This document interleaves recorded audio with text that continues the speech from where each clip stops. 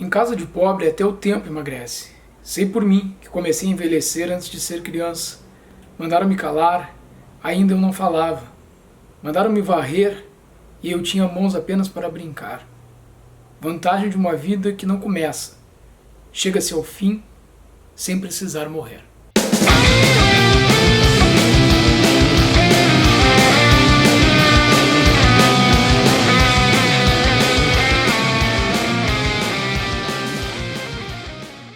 As Pequenas Doenças da Eternidade, livro do moçambicano Mia Couto, que é jornalista, biólogo, nascido ali na década de 50, um autor que eu ainda não havia tido contato. Comecei então lendo esta obra aqui, que foi publicada recentemente aqui no Brasil pela Companhia das Letras, ainda no ano de 2023, e que é uma seleta de contos, 27 ao todo, que foram publicados na revista Visão, em Portugal, e que em Portugal saiu sob o título de um destes textos que nós temos aqui. Lá o livro saiu com o título, se não estou enganado, O Caçador de Elefantes Invisíveis.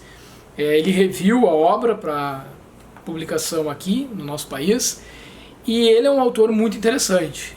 Já de imediato aqui eu notei a questão do realismo mágico, que eu gosto bastante, me lembrou então a escrita do Gabriel Garcia Marques, e também pela vertente, essa perspectiva mais política, mais social, mais crítica realmente, também o Eduardo Galeano, que eu gosto demais. Então juntou esses dois autores e deu um mix aqui também, para além destes autores, com algo da personalidade do próprio Mia Couto. Então é um autor com mais de 30 livros publicados, e entre livros de poesias e livros de prosa mesmo, mas há essa marca da prosa poética por parte deste autor. Então me chama muito a atenção. Mas do que falam As Pequenas Doenças da Eternidade? Então nós vamos abarcar um contexto que passa por doenças, às vezes até mesmo invisíveis aos olhos, né? Então essa questão da doença não só física, mas também emocional, da doença que ela atinge o ser humano e mostra diferentes facetas, pelo abandono, pela solidão. As guerras aparecem muito presente aqui, os problemas de saúde pública, segurança, tudo que é comum a Moçambique e que nos é muito caro, porque nos é bastante similar ao que ocorre nos países da América do Sul, nos países latino-americanos. Realidade esta enfrentada lá, que não vai nos causar estranhamento. Então, a questão da distância de hospitais para determinadas regiões, para que as pessoas possam ter acesso à saúde, à educação.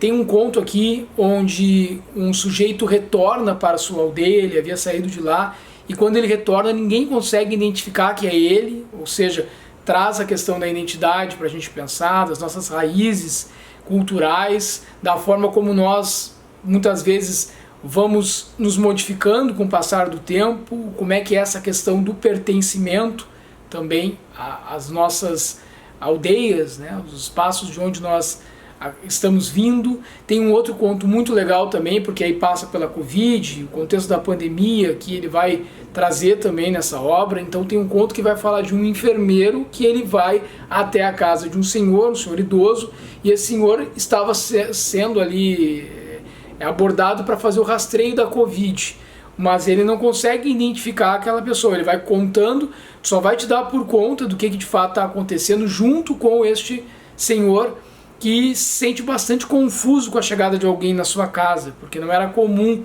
também ele receber as pessoas. Então, essa perspectiva de que ele está só, ele não é procurado por ninguém tem um contato com ele, senão por alguma razão que ele já não consegue compreender mais tão bem qual é. Afinal de contas, ele estava ali completamente isolado.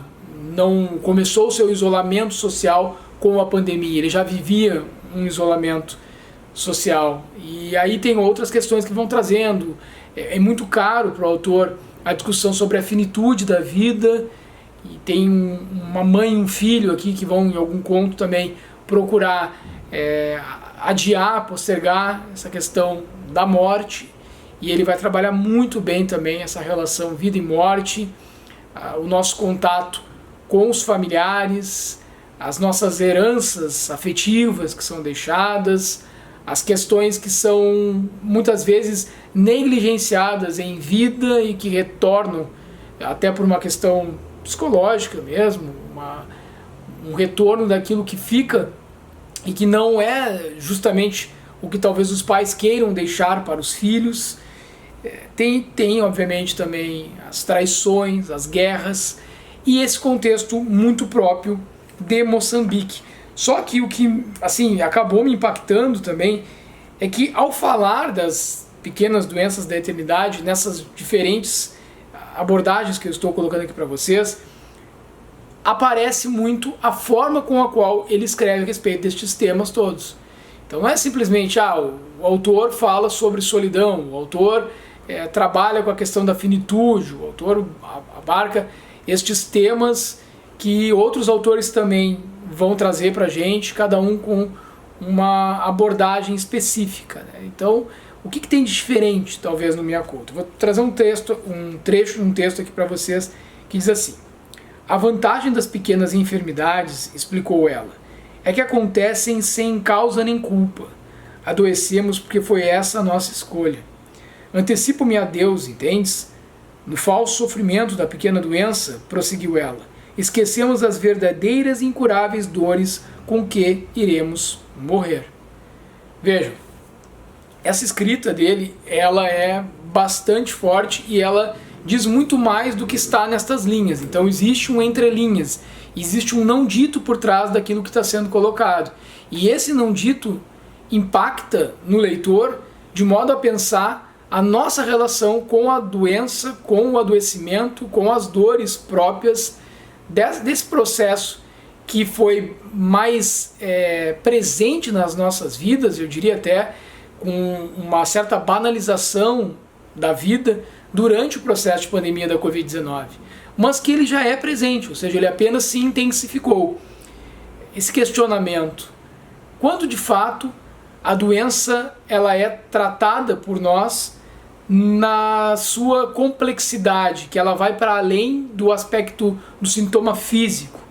Ela também se demonstra, ela também aparece, ou ela se intensifica e pode ser tanto mais grave ou menos, seja de alguma forma amenizada, naquilo que nós temos de dores e sofrimentos que carregamos ao longo de nossas vidas e que nesses momentos de maior fragilidade eles aparecem com maior intensidade. Então vai colocar, obviamente, diversas questões em relação a essa reflexão que eu estou trazendo para vocês. Aqui ele vai falar, por exemplo, sobre as palavras. A gente usa as palavras como usa roupa, para nos vestirmos. Mais do que isso, para ficarmos bonitos. Foi a única vez que falamos. Foi assim, sem nenhuma palavra. A palavra, o dito, o não dito.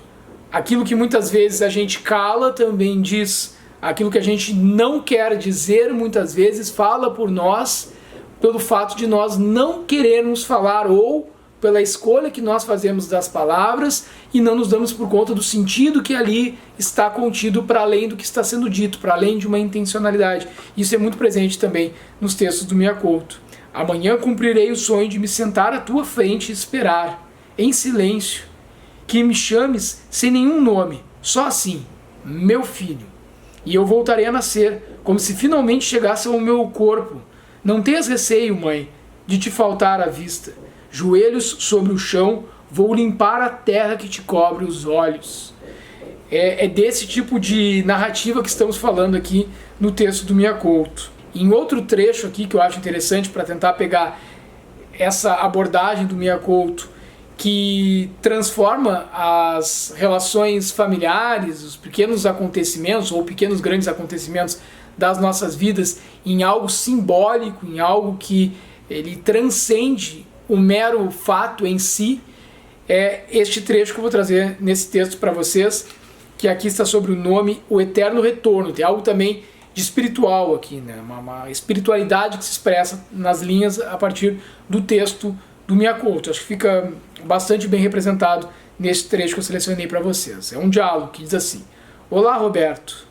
É uma menina e chama-se Cíntia, emendou a vizinha. Tem razão, admitiu Dorandina. Essa menina é a Cíntia, mas ela também é o Roberto, que era o teu avô, o pai do teu pai.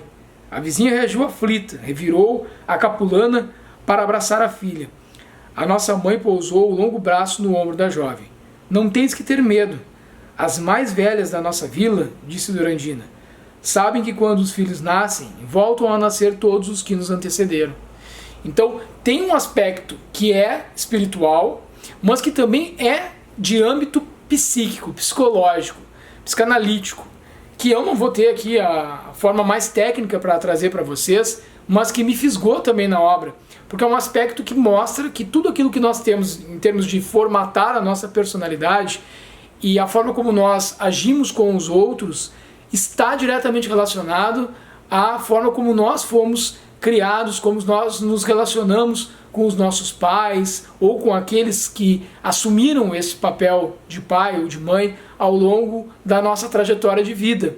E também com os nossos irmãos e também com as pessoas que foram fundamentais para o nosso desenvolvimento desde a infância. E como isso é um eterno retorno, como isso volta para a gente nas nossas relações posteriores, quando estamos em outros lugares, digamos assim, de fala, em outras posições sociais que nós vamos ocupando ao longo das nossas vidas. Então, no papel de pai ou de mãe, e de chefes ou de subalternos em relações de trabalho, e outras tantas relações ao longo da vida que nós vamos estabelecendo com amigos, com apenas conhecidos, nas relações profissionais. Então, tudo isso aqui me parece que é muito bem trabalhado pelo Miyakoto, porque ele não negligencia nem tangencia nenhum destes encontros que a vida vai nos proporcionando para formar quem nós de fato somos e com aquilo que nós iremos nos defrontar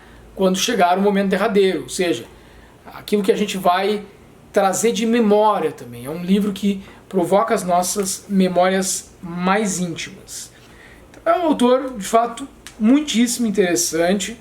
Eu vou, sim, voltar a ler Miyakoto, vou ler outras obras dele. Eu sei que A Terra Sonâmbula é o seu livro de maior destaque, eu sei que ele ganhou também o Prêmio Camões, né? E acho que Terra Sonâmbula está entre as maiores ou melhores, cheguei a ler aqui na apresentação, é considerado um dos 12 livros africanos, dos melhores livros africanos do século XX, então não é pouca coisa. É uma possibilidade que em 2024 eu vá fazer uma nova leitura do Miyakoto, então fica aí atento aos vídeos no canal do Sujeito Literário. Se tiveres mais algum livro dele para me indicar, deixa aí nos comentários, mas pretendo sim trazer mais livros do Miyakoto para a gente conversar aqui no canal. A resenha de hoje era essa, quero te convidar para que te inscrevas no Sujeito Literário, para que te tornes membro, para que ajudes esse projeto a continuar aí por muito tempo aqui nesta plataforma no canal do YouTube. Um grande abraço, até a próxima, tchau, tchau.